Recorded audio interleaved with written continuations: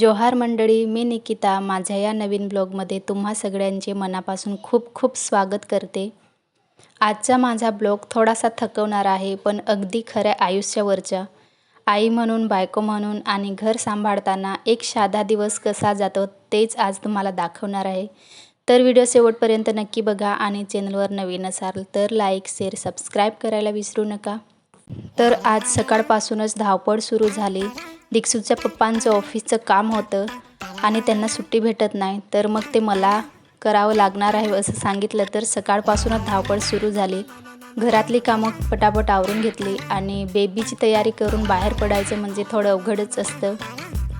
तर दीक्षूचे पप्पा खूप दिवसापासून बॅगेत एक बुक फिरवत होते, पण त्यांना ते काम करायला वेळच भेटत नव्हता। नंतर शेवटी ते बुक मला दिलं आणि सांगितलं की जाऊन तूच आता हे काम कर म्हणून। असंही दिवसभर घरीच असताना चला म्हटलं थोडं बाहेर फिरून येऊ, म्हणून मी तयारी केली आणि जाऊन ते काम करायचं ठरवलं। पण माझ्यासोबत असं होतंय ना की मला बाहेर जाऊन एखादं काम करायला काय नाही वाटत, पण मुलांना घेऊन जायचं असेल तर खूपच कंटाळा येतो, कारण मुलंच सांभाळत बसायचं आणि जे आपण काम घेऊन जातो ते एकदम स्लो होतं। एक तर मुलांना बाहेर नेले तर त्यांना काहीतरी हवं असतं, जी वस्तू बघितली ती पाहिजे किंवा याच्यासाठी रडणं किंवा भूक लागली सगळंच असतं त्यांचं।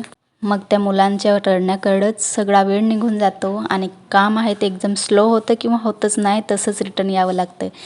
याचसाठी मला काही कामं असतील तर मग मी मुलांना घरी ठेवून एकटी जाऊन करून येते, ते माझं पटकन होतं।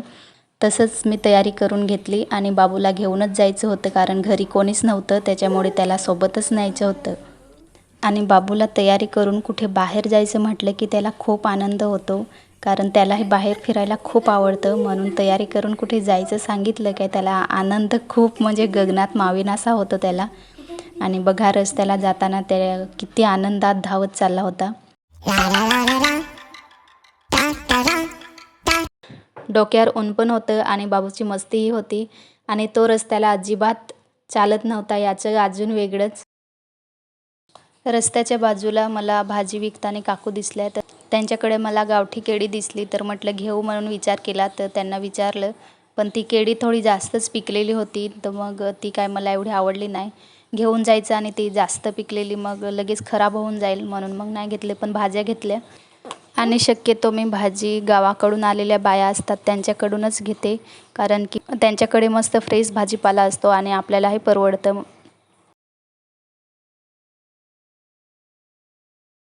तर बघा आता मी येऊन पोचले डहाणू सागर नाक्याला आणि नंतर डायरेक्ट पोस्टात।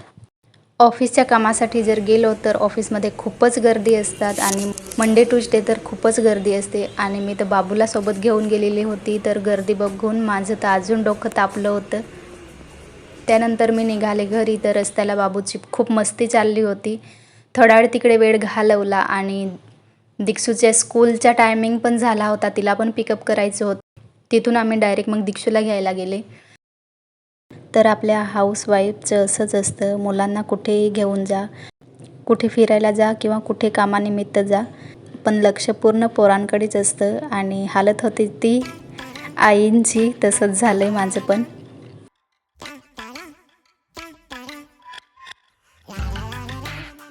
बाबूला घेऊन गेल्यामुळे बाबू तर काय मस्ती करत होता, निवांत खेळत होता, पण त्याला चालत जायचं तेव्हा तो खूप कंटाळा करतो, मग त्याला उचलूनच घ्यायचं, उचलूनच न्यायचं होतं। तर मग मी पण खूप थकलेली होती। मग दीक्षूला घेऊन घरी आल्यानंतर काही ब्लॉग शूट केला नाही, डायरेक्ट मग संध्याकाळी मी ब्लॉग शूट केला। तर तुमच्यासोबतही असं होतं का, मला नक्की कमेंट करून सांगा।